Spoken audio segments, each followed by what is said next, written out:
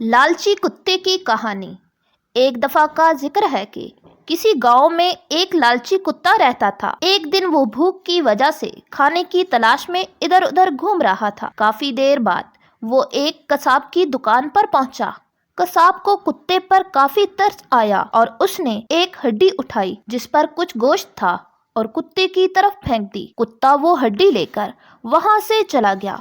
उसने सोचा कि खाने से लुत्फ अंदोज होने के लिए किसी वीरान जगह जाना चाहिए, इसीलिए वो एक दरिया के किनारे चला गया। लेकिन ये जगह भी उसे महफूज ना लगी। चुनाचा उसने दरिया के दूसरी तरफ जाने का सोचा और दरिया को पार करने के लिए कुत्ता पुल पर चढ़ गया। जब वो पुल अबूर कर रहा था तो उसने नदी के ठंडे पानी में अपना अक्स देखा।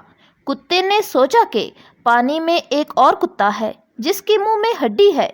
दूसरी हड्डी देखकर कुत्ता लालच में आ गया और दूसरी हड्डी को हासिल करने के लिए वो अपने ही अक्स पर भौंकने लगा। मुंह खुलते ही उसकी हड्डी पानी में गिर गई और यूं लालची कुत्ते ने अपनी हड्डी भी खो दी। हड्डी को खोने का उसे बहुत दुख हुआ, पर इस वक्त तक काफी देर हो चुकी थी।